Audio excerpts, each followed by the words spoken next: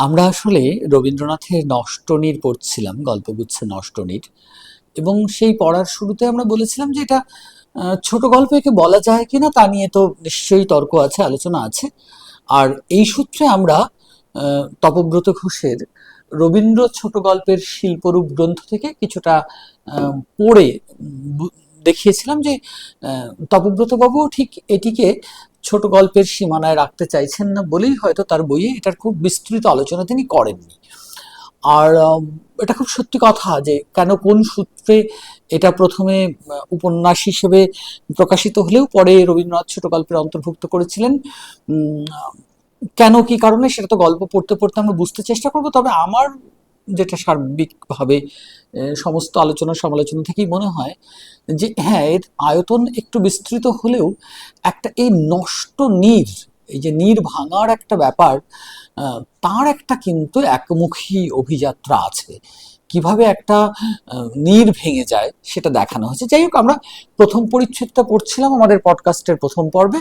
আমরা আজকে চেষ্টা করছি যে যতগুলো পরিচ্ছেদ পড়া যায় আর কি, অনেক বড় গল্প। তা যাই হোক, শুরু করতে পারি যে দ্বিতীয় পরিচ্ছেদ।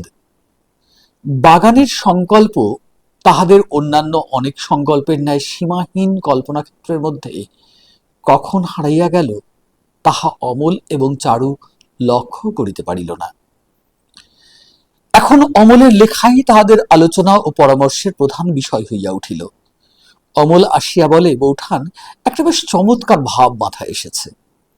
চারু উৎসাহিত হইয়া ওঠে, বলে, চলো আমাদের দক্ষিণের বারান্দায়, এখানে এখনই মন্দা পান সাজাতে আসবে।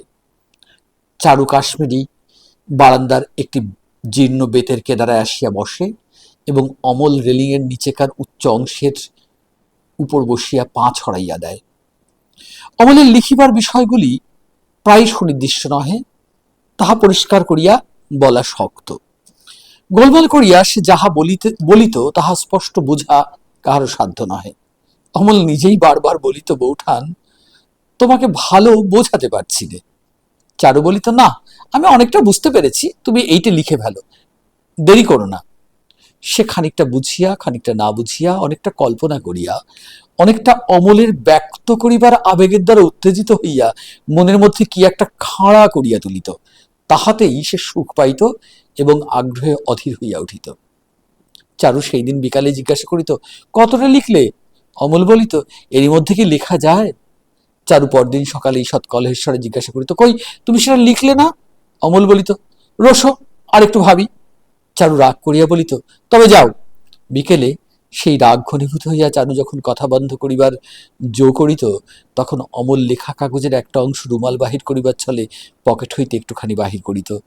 মুহূর্তে চারুর মৌন ভাঙিয়া গিয়া সে বলিয়া উঠিত, হয়েছে, তুমি লিখেছ, আমাকে ফাঁকি দেখাও। অমল বলিত, এখনো শেষ হয়নি, আর একটু লিখে শোনাবো। চারু, না, এখনই শোনাতে হবে। অমল, এখনই শোনাইবার জন্য ব্যস্ত, এখনই শোনাইবার জন্য ব্যস্ত, কিন্তু চারুকে কিছুক্ষণ কাড়াকাড়ি না করাইয়া সে শোনাইত না। তারপর অমল কাগজখানি হাতে করিয়া বসিয়া প্রথমটা একটুখানি পাতা ঠিক করিয়া লইত, পেন্সিল লইয়া দু এক জায়গায় দুটো একটা সংশোধন করিতে থাকিত। ততক্ষণে চারুর কিন্তু পুলকিত কৌতূহলে জল ভারনত মেঘের মতো সেই কাগজ কয়খানির দিকে ঝুঁকিয়া রহিত। অমল দুই চারি প্যারাগ্রাফ যখন যাহা লেখে তাহা যতটুকুই হোক চারুকে সদ্য সদ্য শোনাইতে হয়। বাকি অলিখিত অংশটুকু আলোচনা এবং কল্পনায় উভয়ের মধ্যে মথিত হইতে থাকে। এতদিন দুজনে আকাশ কুসুমের চয়নে নিযুক্ত ছিল, এখন কাব্যকুসুমের চাষ আরম্ভ হইয়া উভয়ে আর সমস্তই ভুলিয়া গেল। একদিন অপরাহ্নে অমল কালেজ হইতে ফিরিলে তাহার পকেটটা কিছু অতিরিক্ত ভার বলিয়া বোধ হইল। অমল যখন বাড়িতে প্রবেশ করিল তখনই চারু অন্তঃপুরের গবাক্ষ হইতে তাহার পকেটের পূর্ণতার প্রতি লক্ষ্য করিয়াছিল। অমল অনেকদিন কালেজ হইতে ফিরিয়া বাড়ির ভেতর আসিতে দেরি করিত না। আজ সে তাহার ভরা পকেট লইয়া বাহিরের ঘরে প্রবেশ করিল, শীঘ্র আসিবার নাম করিল না। চারু অন্তঃপুরের সীমান্ত দেশে আসিয়া অনেকবার তালি দিল, ইহ শুনিল না। চারু কিন্তু কিছু রাগ করিয়া তাহার বারান্দায় মন্মথ দত্তের এক বই হাতে করিয়া পড়িবার চেষ্টা করিতে লাগিল। মন্মথ দত্ত নতুন গ্রন্থকার, তাহার লেখার ধরন অনেকটা অমলেরই মতো, এই জন্য অমল তাহাকে কখনো প্রশংসা করিত না। মাঝে মাঝে চারুর কাছে তাহার লেখা বিকৃত উচ্চারণে পড়িয়া বিদ্রুপ করিত। চারু অমলের নিকট হইতে সেই বই কাড়িয়া লইয়া অবজ্ঞা ভরে দূরে ফেলিয়া দিত। আজ যখন অমলের পদশব্দ শুনিতে পাইল, তখন সেই মন্মথ দত্তর কলকণ্ঠ নামক বই মুখের কাছে তুলিয়া ধরিয়া চারু অত্যন্ত একাগ্রভাবে পড়িতে আরম্ভ করিল। অমল বারান্দায় প্রবেশ করিল, চারু লক্ষ্য করিল না। অমল কহিল, কি বৌঠান, কি পড়া হচ্ছে? চারুকে নিরত্তর দেখিয়া অমল চৌকির পিছনে আসিয়া বইটা দেখিল, কহিল, মন্মথ দত্তর গলগণ্ড। চারু কহিল, আহ, বিরক্ত করো না, আমাকে পড়তে দাও। পিঠের কাছে দাঁড়াইয়া অমল ব্যঙ্গস্বরে পড়িতে লাগিল, আমি তৃণ, ক্ষুদ্র তৃণ, ভাই রক্তাম্বর, রাজ রাজবেশধারী অশোক, আমি তৃণ মাত্র। আমার ফুল নাই, আমার ছায়া নাই, আমার মস্তক আমি আকাশে তুলিতে পারি না, বসন্তের কোকিল আমাকে আশ্রয় করিয়া কুহুসরে জগৎ মাতায় না। তবু ভাই অশোক, তোমার ওই পুষ্পিত উচ্চশাখা হইতে তুমি আমাকে উপেক্ষা করিও না। তোমার পায়ে পড়িয়া আছি, আমি তৃণ, তবু আমাকে তুচ্ছ করিও না। অমল এইটুকু বই হইতে পড়িয়া তারপরে বিদ্রুপ বানাইয়া বলিতে লাগিল, আমি কলার কাঁদি, কাঁচকলার কাঁদি, ভাই কুষ্মাণ্ড, ভাই গৃহচাল বিহারী কুষ্মাণ্ড, আমি নিতান্তই কাঁচকলার কাঁদি। চারু কৌতূহলের তাড়নায় রাগ রাখিতে পারিল না, হাসিয়া উঠিয়া বই ফেলিয়া দিয়া কহিল, তুমি ভারী হিংসুটে, নিজের লেখা ছাড়া কিছু পছন্দ হয় না। অমল কহিল, তোমার ভারী উদারতা, তৃণটি পেলেও গিলে খেতে চাও। চারু, আচ্ছা মশাই, ঠাট্টা করতে হবে না, পকেটে কি আছে বের করে ফেলো। অমল, কি আছে আন্দাজ করো। অনেকক্ষণ চারুকে বিরক্ত করিয়া অমল পকেট হইতে সররুহ নামক বিখ্যাত মাসিক পত্র বাহির করিল। চারু দেখিল কাগজে অমলের সেই খাতা নামক প্রবন্ধটি বাহির হইয়াছে। চারু দেখিয়া চুপ করিয়া রহিল। অমল মনে করিয়াছিল তাহার বৌঠান খুব খুশি হইবে, কিন্তু খুশির বিশেষ কোনো লক্ষণ না দেখিয়া বলিল, সররুহ পত্রে যে সে লেখা বের হয় না। অমল এটা কিছু বেশি বলিল। যে কোনো প্রকার চলনসই লেখা পাইলে সম্পাদক ছাড়েন না, কিন্তু অমল চারুকে বুঝাইয়া দিল, সম্পাদক বড়ই কড়া লোক, 100 প্রবন্ধের মধ্যে একটা বাহির বাছিয়া লন। শুনিয়া চারু খুশি হইবার চেষ্টা করিতে লাগিল, কিন্তু খুশি হইতে পারিল না। কিসে যে সে মনের মধ্যে আঘাত পাইল তাহা বুঝিয়া দেখিবার চেষ্টা করিল, কোনো সঙ্গত কারণ বাহির হইল না। অমলের লেখা অমল এবং চারু দুজনের সম্পত্তি, অমল লেখক এবং চারু পাঠক, তাহার গোপনতাই তাহার প্রধান রস। সে লেখা সকলে পড়িবে এবং অনেকেই প্রশংসা করিবে, ইহাতে চারুকে যে কেন এতটা পীড়া দিতেছিল তাহা সে ভালো করিয়া বুঝিল না। কিন্তু লেখকের আকাঙ্ক্ষা একটিমাত্র পাঠকে অধিক দিন মেটে না। অমল তাহার লেখা ছাপাইতে আরম্ভ করিল, প্রশংসা পাইল। মাঝে মাঝে ভক্তের চিঠিও আসিতে লাগিল। অমল সেগুলি তাহার বৌঠানকে দেখাইত। চারু তাহাতে খুশিও হইল, কষ্টও পাইল। এখন অমলকে লেখায় প্রবৃত্ত করাইবার জন্য একমাত্র তাহারই উৎসাহ উত্তেজনার প্রয়োজন রহিল না। অমল মাঝে মাঝে কদাচিৎ নাম স্বাক্ষরবিহীন রমণীর চিঠিও পাইতে লাগিল। তাহা লইয়া চারু তাহাকে ঠাট্টা করিত, কিন্তু সুখ পাইত না। হঠাৎ তাহাদের কমিটির রুদ্ধদ্বার খুলিয়া বাংলাদেশের পাঠক মণ্ডলী তাহাদের দুজনকার মাঝখানে আসিয়া দাঁড়াইল।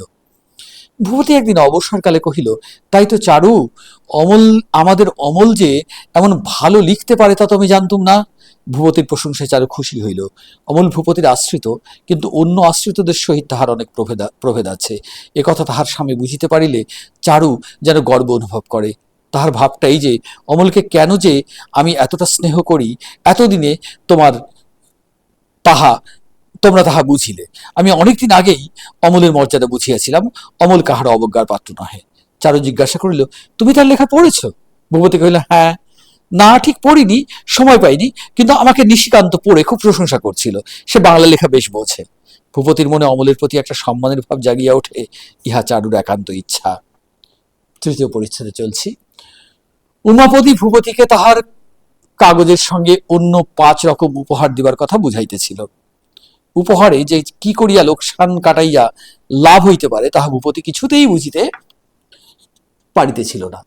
চারু একবার ঘরের মধ্যে প্রবেশ করিয়াই উমাপদকে দেখিয়া চলিয়া গেল। আবার কিছুক্ষণ ঘুরিয়া ফিরিয়া ঘরে আসিয়া দেখিল দুইজনে হিসাব লইয়া তর্কে প্রবৃত্ত। উমাপদ চারুর অধৈর্য দেখিয়া কোনো ছুতা করিয়া বাহির হইয়া গেল। ভূপতি হিসাব লইয়া মাথা ঘুরাইতে লাগিল। চারু ঘরে ঢুকে বলিল, এখনো বুঝি তোমার কাজ শেষ হলো না? দিনরাত একখানা কাগজ নিয়ে যে তোমার কি করে কাটে আমি তাই ভাবি। ভূপতি হিসাব সরাইয়া রাখিয়া একটুখানি হাসিল ও মনে মনে ভাবিল, বাস্তবিক চারুর প্রতি আমি মনোযোগ দিবার সময় পাই না, বড় অন্যায়। ও বেচারার পক্ষে সময় কাটাইবার কিছুই নাই। ভূপতি স্নেহপূর্ণ স্বরে কহিল, আজ যে তোমার পড়া নেই? মাস্টারটি বুঝি পালিয়েছেন? তোমার পাঠশালায় সব উল্টো নিয়ম। ছাত্রীটি পুঁথিপত্র লইয়ে প্রস্তুত, মাস্টার পলাতক। আজকাল অমল তোমাকে কাগজের মতো নিয়মিত পড়ায় পড়ায় বলে তো বোধ হয় না। চারু কহিল, আমাকে পড়িয়ে অমলের সময় নষ্ট করা কি উচিত? অমলকে তুমি বুঝি একজন সামান্য প্রাইভেট টিউটর পেয়েছ? ভূপতি চারুর কটিদেশে ধরিয়া কাছে টানিয়া কহিল, এটা কি সামান্য প্রাইভেট টিউটরই হলো? তোমার মতো বৌঠানকে যদি পড়াতে পেতুম তাহলে। চারু, ইস, তুমি আর বলো না, স্বামী হতেই রঙে নেই তো আরো কিছু। ভূপতি সাথে একটু আহত হইয়া কহিল, আচ্ছা, কাল থেকে আমি নিশ্চয়ই তোমাকে পড়াবো। তোমার বইগুলো আনো দেখি। কি তুমি পড়ো একবার দেখে নেই। চারু, ঢের হয়েছে, তোমার আর পড়াতে হবে না। এখনকার মতো তোমার খবরের কাগজের হিসাবটা একটু রাখবে। এখন আর কোনো দিকে মন দিতে পারবে না, কি বলো? প্রতি কহিল, নিশ্চয়ই পারবো। এখন তুমি আমার মনকে যেদিকে ফেরাতে চাও সেই দিকেই ফিরবে। চারু, আচ্ছা বেশ, তাহলে অমলের এই লেখাটা একবার পড়ে দেখো, কেমন চমৎকার হয়েছে। সম্পাদক অমলকে লিখেছে, এই লেখা পড়ে নবগোপাল বাবু তাকে বাংলার রাষ্ট্রীর নাম দিয়েছেন। শুনিয়া ভূপতি কিছু সংকুচিত ভাবে কাগজখানা হাতে করিয়া লইল। খুলিয়া দেখিল লেখাটির নাম আষাঢ়ের চাঁদ। গত 2 সপ্তাহ ধরে ভূপতি ভারত গভর্নমেন্টের বাজেট সমালোচনা লইয়া বড় বড় অঙ্কপাত করিতেছিল।